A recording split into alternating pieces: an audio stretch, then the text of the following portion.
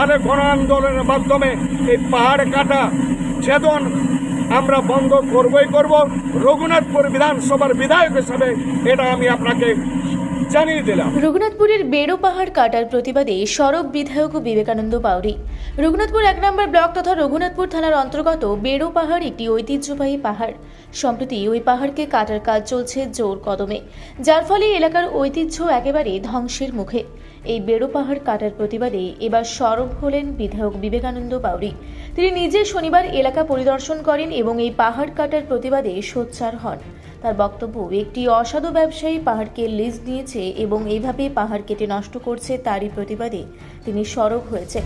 এলাকার সাধারণ মানুষকে নিয়ে তিনি সরব হলেন এবং প্রয়োজনে আগামী দিনে তিনি বৃহত্তর আন্দোলনে নামবেন বলেও হুঁশিয়ারি দিলেন। তাহলে একটা এখানে বোর্ড থাকতো, যে বোর্ডের উপরে বোর্ড অর্থাৎ পাবলিক নোটিশ, যে এই পাবলিক নোটিশের মাধ্যমে বুঝতে পারতেন জনগণ যে এটা আইনি মোতাবেকে আইনানুগভাবে রাজ্য সরকার একটা সংস্থাকে লিজ দিয়েছেন এবং লিজ দিয়েছেন এত তারিখ এত সালের এত তারিখ থেকে এত সালের এত তারিখ পর্যন্ত। এবং এই পাথর কাটা, এই পাথরচ্ছেদনের জন্য রাজ্য সরকারের আয় হবে এত কোটি টাকা এবং এই আয়কে রাজ্য সরকার আমি ধরে নেব যেটা চুপি সাড়ে উনি অবৈধভাবে একটা সংস্থাকে উনি লিজ দিয়েছেন। উনার যদি সৎ সাহস থাকে উনি দেখান যে রঘুনাথপুর বিধানসভার যে বেড়োর পাহাড় আছে, এই পাহাড় কাটার লিজ যথাযথ এবং ন্যায়সঙ্গত এবং ন্যায়ানুগ।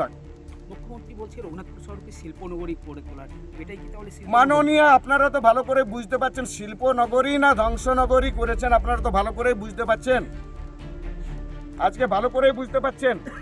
ওনার ভাবনার চিন্তা গঠনমূলক নয়, ওনার ভাবনার চিন্তা সম্পূর্ণ ধ্বংসাত্মকমূলক। সেই জন্য উনি প্রকৃতির উপরে আজকে হাত দিয়েছেন এবং প্রকৃতিও কিন্তু জনগণের একটা রোষে পড়বে। সেই পাপের বোঝা মাননীয় মুখ্যমন্ত্রী অর্থাৎ এই বর্তমান সরকারের পাপের বোঝা সাধারণ জনগণ ভোগ করবে। উনার কি যাইছে? উনার তো বিদায় ঘন্টা বেজে গেছে, দামামা তো বেজে গেছে বিদায়ের পালা। উনার বিদায় হবেই 2026-এর নির্বাচন, তৃণমূলের বিসর্জন। মেলা বসে সেই একটা ঐতিহ্যবাহী পাহাড়কে আপনি খণ্ডন করার কিছু কতিপয় আপনার তৃণমূল ঘনিষ্ঠ ব্যবসায়ীকে আপনার মুনাফা লাভের জন্য আপনি নির্দেশ দিয়েছেন। এই অবৈধ পাথর কাটার ছেদন আপনি বন্ধ করুন, না হলে রঘুনাথপুর বিধানসভার যে সমস্ত রঘুনাথপুর বিধানসভার অধিবাসীরা আপনার এই পাথর কাটার বিরুদ্ধে গণ আন্দোলন গড়ে তুলবে। আর গণ আন্দোলন গড়ে তুলবে না যদি আপনি দেখাতে পারেন যে এই লিজটাকে দেওয়া হয়েছে, আপনার ঘনিষ্ঠ কোনো ব্যক্তিকে যে লিজ দেওয়া হয়েছে সেটা যদি বৈধ হয় তাহলে কোনো লড়াই আন্দোলন হবে না। কিন্তু যদি এটা দেখা যায় যে লিজ আপনি আপনার ঘনিষ্ঠ লোককে দিয়েছেন আপনার মুনাফা লাভের জন্য, সেটা যথাযথ নয়, অবৈধ, তাহলে গণ আন্দোলনের মাধ্যমে এই পাহাড় কাটা ছেদন আমরা বন্ধ করবই করব। রঘুনাথপুর বিধানসভার বিধায়ক হিসেবে এটা আমি আপনাকে জানিয়ে দিলাম। রঘুনাথপুর থেকে অমিয় ব্যানার্জি ও সুশান্ত কৈবর্তর রিপোর্ট, রূপসী বাংলা মিডিয়া।